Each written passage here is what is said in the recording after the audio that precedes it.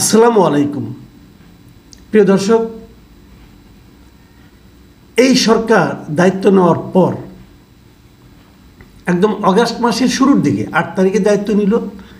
11 আগস্টেই সচিবালয়ে সাংবাদিকদের প্রশ্নের উত্তরে আমাদের এই নতুন সরকারের মৎস্য ও পানি সম্পদ বিষয়ক উপদেষ্টা ফরিদা আক্তার তিনি বলেছিলেন যে এবার ভারতে কোনো ইলিশ রপ্তানি করা হবে না।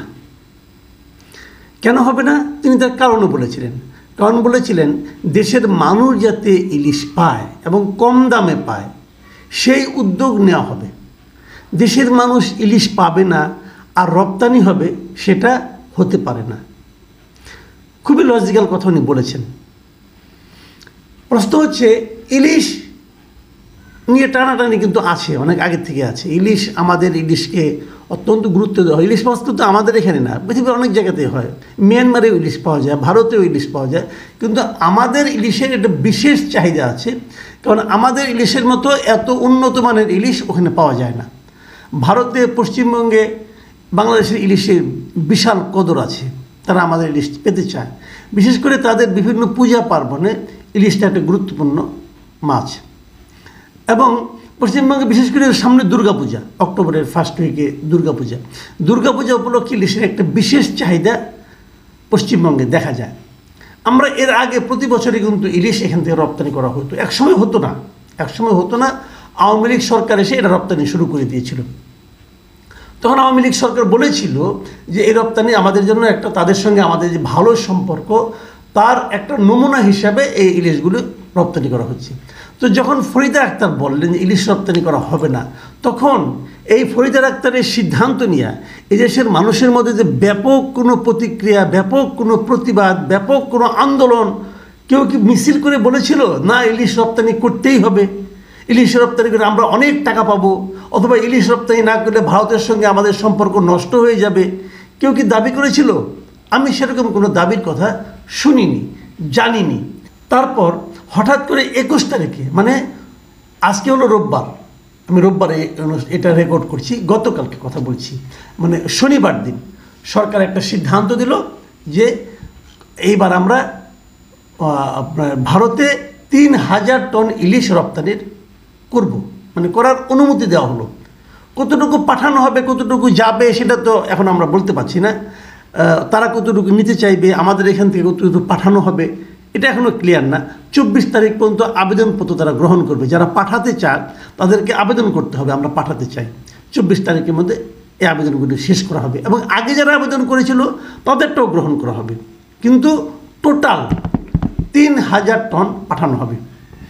এখন প্রশ্ন হলো, যেখানে আগে মৎস্য ও প্রাণী সম্পদ উপদেষ্টা বললেন যে পাঠানো হবে না, বাণিজ্য মন্ত্রণালয়ের সিদ্ধান্ত হলো পাঠানো হবে।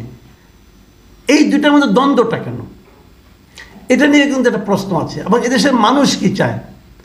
বাণিজ্য মন্ত্রণালয়ের যিনি উপদেষ্টা আছেন ডক্টর সালেউদ্দিন আহমেদ, উনি বেশ কিছু যুক্তি দিয়েছেন। সেই যুক্তিগুলি নিয়ে আমি একটু কথা বলতে চাই। যেমন উনি বলেছেন, আমি মনে করি না এটা বিরাট ক্ষতির কোনো কারণ হয়ে গেছে। এর প্রভাবে দীর্ঘমেয়াদে এটি একটি পজিটিভ ইস্যু হবে। উনি বলতে চাচ্ছেন যে এই পাঠালে পরে আমাদের বিরাট কোনো ক্ষতি হবে না, বরং দীর্ঘমেয়াদে এটা পজিটিভ হবে। বিরাট ক্ষতি না হওয়ার কারণ হিসেবে উনি দেখিয়েছেন যে আমাদের এখানে ইলিশের উৎপাদন হয় 5,30,000 টন। সেখান থেকে 3,000 টন যদি আমরা পাঠাই, যেটা নাকি 1% কম এবং 0.5% কম, মানে খুবই অল্প একদম। তো এটা নাকি চাঁদপুর ঘাটে একদিনেই এতটা ইলিশ হয়। তো এটা পাঠালে আমাদের বিরাট কোনো ক্ষতি হবে না এবং আমাদের দেশেও কোনো সমস্যা এতে হবে না। এটা হলো ওনার বক্তব্য। তো এই বক্তব্যটা কিন্তু লজিক্যালি ঠিক আছে যে আমাদের এত ইলিশ হয়, এখানে 5,30,000 টনের তুলনায় 3,000 টন তো আসলে তেমন কিছু না। কিন্তু প্রশ্ন হচ্ছে এই যে 5,30,000 টন আমাদের ইলিশ উৎপাদন হয়, এটা কি আমাদের চাহিদার তুলনায় অনেক বেশি? যদি এটা আমাদের চাহিদার তুলনায় অনেক বেশি হয় তাহলে 3 কেন, আপনি 5, 10, 25 পাঠান না ভাই, কোনো সমস্যা তো নাই। কিন্তু এটা দিয়ে কি আমাদের চাহিদা মিটছে? অথবা আমাদের দেশে তারা ইলিশের ভক্ত আছে, তারা কি ইলিশ অবাধে কিনতে পারছে? পারছে না। আমাদের এখানে ইলিশের দাম মানে সাই সাই করে বেড়ে যাচ্ছে। কেন বেড়ে যাচ্ছে এটা নিয়ে কিন্তু কোনো আলোচনা হচ্ছে না। 5,30,000 টন ইলিশ উৎপাদন হয়, সেটা কি আমাদের চাহিদার তুলনায় অনেক বেশি না অনেক কম? এই আলোচনা করা দরকার। তারপরেও এই উৎপাদনের পর আমাদের এখানে ইলিশ যে দামে বিক্রি হচ্ছে, সেই দামটা কি আমাদের গ্রাহকের জন্য গ্রহণযোগ্য? এই দামটা নিয়ে কোনো সিন্ডিকেট মাছগুলোকে স্টক করছে? করলে কেন করছে? স্টক করার কোনো নিয়ম আছে, আইন আছে, সেটাকে কেন ধরা হচ্ছে না? কেন ইলিশকে সাধারণ মানুষের কাছে সহজলভ্য করা হচ্ছে না? ইলিশ কিন্তু সহজলভ্য নয়। আপনারা যারা আমার এই অনুষ্ঠান শুনছেন, আমি আপনাদেরকে জিজ্ঞাসা করি, বলুন তো সবশেষ কবে আপনি ইলিশ মাছ কিনেছেন? আমি আমার কথা বলি, আমি বুকে হাত দিয়ে বলছি, গত 2 বছরে আমি ইলিশ মাছ বাজার থেকে কিনেছি এমনটা আমার মনে পড়ে না। আমি কিনি নাই। আমার ওয়াইফ বোধহয় মাঝখানে একবার কিনেছিলেন ছোটো ছোটো 2টো ইলিশ, ছোটো ছোটো, তবে একদম ওটা আধা কেজি তো ছোটো ইলিশ মাছ আমি কিনতে যাই না। কেন যাই না জানেন? আমি ইলিশের যে দাম দেখি, যে 1 কেজি ওজনের একটা ইলিশের দাম হলো 2,000 টাকা, মানে মিনিমাম 1,800 টাকা, উপরে এটা 2,400 টাকা পর্যন্ত হয়। আমার কাছে মনে হয় এত টাকা দেওয়াটা ইলিশ কেনাটা এক ধরনের অপরাধ। আর এটা আমার সামর্থ্যের মধ্যে ভাই কুলায় না। আমি কিনিনি, গত 2 বছর আমি নিজে হাতে ইলিশ কিনিনি। আমার ওয়াইফ একবার কিনেছিলেন, আমার এটা মনে আছে, উনি একবার কিনেছিলেন, সেটা ছোট ছোট টাইপের, মানে মনে করেন 400 গ্রাম, মানে জাটকার মতো অনেকটা মনে হবে, এই ধরনের 2টো ইলিশ কিনেছিলেন। আমরা ইলিশ কিনি না। আপনারা কিনেন? আমার ধারণা আপনারা চাইলেও কিনতে পারবেন না অনেকেই। ইলিশ মাছ এত দাম হয়ে গেছে আমাদের। তো ইলিশ মাছ কি আমাদের এখানে সহজলভ্য? মানুষ কোন জিনিসটা রপ্তানি করে বলেন তো? যে জিনিসটা আপনার উদ্বৃত্ত সেটা রপ্তানি করবেন আপনি। ইলিশ মাছ কি আমাদের উদ্বৃত্ত? আমাদের 17 কোটি মানুষের দেশে 5,30,000 টন ইলিশ উৎপাদন হয়। এটা কি উদ্বৃত্ত হয় আমাদের? আপনি 0.5% না, আপনি 0.1% রপ্তানি সেই পণ্যটা কেন করবেন যে পণ্যটা আমাদের এখানে পর্যাপ্ত হয় না, আমাদের উদ্বৃত্ত হয় না? মানুষ কখন রপ্তানি করে? যখন উদ্বৃত্ত হয় তখনই তো রপ্তানি করে, তাই না? আচ্ছা, এখন আরেকটা যুক্তি দিয়েছেন, সেই যুক্তিটা হলো যে ভারত পার্শ্ববর্তী দেশ। আমি ওনার কথায় কিন্তু পড়ে শোনাচ্ছি আপনাদেরকে। ভারত পার্শ্ববর্তী দেশ, তাদের ফ্যামিলি কান্ট্রি হিসাবে আমরা বলি। এই বিষয়ে যারা ইমোশনালি কথাবার্তা বলুক, তবে এই সিদ্ধান্ত নেওয়ার জন্য আমি বিভিন্ন মহল থেকে বাহবা পাচ্ছি। অনেকেই এটাকে ভালো সিদ্ধান্ত বলে জানাচ্ছে। আমি এই জায়গাটাতে ডক্টর সালেউদ্দিন আহমেদের বক্তব্যকে তীব্রভাবে প্রত্যাখ্যান করছি। কেন প্রত্যাখ্যান করছি সেটা আমি বলি। আপনি একটা কথা বলেছেন, ভারত আমাদের পার্শ্ববর্তী দেশ, আমি আপত্তি নাই, মানতে রাজি আছি। তাদের ফ্যামিলি কান্ট্রি হিসেবে আমরা বলি না, বলি না ভাই। আপনি বলতে পারেন, আমি বলি না। তারা আমাদের ফ্যামিলি কান্ট্রি নয়। ভারতকে আমাদের সঙ্গে এখন পর্যন্ত ফ্যামিলি কান্ট্রি কাকে বলে? প্রেম কি একতরফা হয়? হয় একতরফা ভাই? প্রেম কি একতরফা হয় কিনা বলেন আপনি সালাউদ্দিন সাহেব? আপনি সারা জীবন প্রেম করছেন কিনা যাই না, একতরফা প্রেম হয়?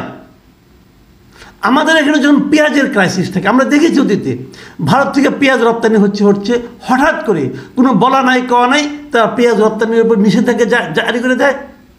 হয় না এরকম? আমাদের তৎকালীন প্রধানমন্ত্রী ভারতে বসে বলে এসেছেন যে আপনারা পেঁয়াজ রপ্তানি বন্ধ করে দিয়েছিলেন। ভারত এত বড় একটা দেশ, সেই দেশের এত উৎপাদন পেঁয়াজ হয়, সেখান থেকে আমাদের এখানে পেঁয়াজ রপ্তানি করলে তাদের কী সমস্যা হতো? আমরা কতটুকু আর চাইতাম তাদের কাছ থেকে পেঁয়াজ? তারা রপ্তানি তারা বন্ধ করে দিয়েছিল আমাদের প্রয়োজনের সময়। আবার যখন আমাদের প্রয়োজন কম তখন তারা পাঠায়। যখন আমরা পেঁয়াজের শুল্ক কমাই আমাদের মানুষের সুবিধার জন্য, তখন তারা পেঁয়াজের দাম বাড়ায়। ফলে বাজারের আমাদের শুল্ক আমরা কমিয়েছি, তারা দাম বাড়িয়ে দিয়েছে। আমাদের গ্রাহকরা কোনো পেঁয়াজের বাড়তে, ভারত থেকে আমরা বাধ্য হয়ে ইম্পোর্ট করি। মাঝখানে দেখবেন গত নির্বাচনের পর সারা দেশের সাধারণ মানুষের মধ্যে কিন্তু ভারতীয় পণ্য পর্যন্ত একটা ডাক উঠেছিল। এটা কেন? এতে কি ভারতের অর্থনীতি বিরাট কোনো ক্ষতি হয়ে যেত? না, হতো না। ভারত অনেক বড় দেশ, তাদের অনেক বড় অর্থনীতি। আমরা ভারতের অর্থনীতির ক্ষতি করার জন্য আমরা কিছু করতে পারতাম না। তারপরও মানুষ বর্জন করেছিল কেন? এটা ইমোশন, আবেগ। আপনি বলছেন যারা ইমোশনালি কথাবার্তা বলছে বলুক। ভাই, আপনি তো ইমোশনের প্রোডাক্ট। আপনি যে উপদেষ্টা হয়েছেন, আপনি কি মানুষের ভোটে হয়েছেন নাকি মানুষের ইমোশনের কারণে হয়েছেন? মানুষের ইমোশনকে আপনার অনার করতে হবে। আপনি ইমোশনকে বাদ দিবেন ভাই। ইমোশন, বাঙালি ইমোশন নিয়ে চলে ভাই, অত আলাপ করে লাভ নাই। আপনার লজিক্যালি কিন্তু আমাদের উপদেষ্টা হন নাই, আপনি ইমোশনালি হয়েছেন। আপনাদেরকে এই দেশের যেই জাতি ইমোশনের উপর ভিত্তি করে, আবেগের উপর ভিত্তি করে আপনাদের পুরো উপদেষ্টা পরিষদ গঠন করেছে, আপনি ইমোশনকে ইগনোর করতে পারেন না। আর আপনি বলছেন যে বিভিন্ন মহল থেকে বাহবা পাচ্ছেন। কোন মহল থেকে আপনার বাহবা পাচ্ছেন? কোন মহল থেকে আপনি বাহবা পাচ্ছেন বলেন শুনি আমরা। এইভাবে হয় না। আপনারা যেটা বলেছেন ভাই, আমার কথা হলো কি, বলছেন যে এদিক থেকে কিছু বৈদেশিক মুদ্রা আসবে, তারপরে কিছু চোরাচালান হয়ে যাচ্ছে। চোরাচালান হয়ে যাচ্ছে, এটা রপ্তানির কোনো কারণ হতে পারে না। আপনি যেটা বলেছেন, যে আপনি কী বলেছেন আমি পড়ে শোনাই প্রিয় দর্শক। উনি বলেছেন ইলিশ রপ্তানি করে বাণিজ্যিক দিক দিয়েও সুবিধা রয়েছে, কিছু বৈদেশিক মুদ্রা আসবে, এমনিতেই চোরাচালান হয়ে যাচ্ছে। এমনিতেই চোরাচালান হয়ে যাচ্ছে, এটা উপদেষ্টা চেয়ারে বসে আপনি বলতে পারেন না। চোরাচালান বন্ধ করেন না কেন? চোরাচালান বন্ধ করার দায়িত্ব আপনাদের দেওয়া হয় নাই? বন্ধ করতে পারেন না কেন? চোরাচালান হয়ে যাচ্ছে, তবে সব আপনি বাইরে রপ্তানি করে দেবেন? এটা হইল কিছু রে ভাই, এটা হয় না। আমি মনে করি এই বিষয়গুলো নিয়ে উপদেষ্টা পরিষদকে আরেকবার ভাবতে হবে। আর এই ধরনের কথা যারা বলেন তাদেরকেও নিজেদের কথাবার্তা বলার ক্ষেত্রে সচেতন হতে হবে। মনে রাখতে হবে যে দেশের জনগণের ইমোশন নিয়ে খেলাধুলা করার এবং জনগণের ইমোশনের বিপরীতে যাওয়ার আপনাদের কোনো নৈতিক অধিকার নাই, কোনোভাবেই নাই। এদেশের মানুষ কি চায় সেটা আপনাকে বুঝতে হবে। যদি বুঝতে না পারেন, যদি মানুষের পালস টেন না পেতে পারেন, তাহলে মনে রাখবেন আপনাদের যে ব্যর্থতার দায় আর কেউ বহন করবে না, এবং সেই ব্যর্থতার দায় নিয়ে আপনাদেরকে বিদায় নিতে হবে। প্রিয় দর্শক, এখন এই পর্যন্তই। আল্লাহ হাফেজ।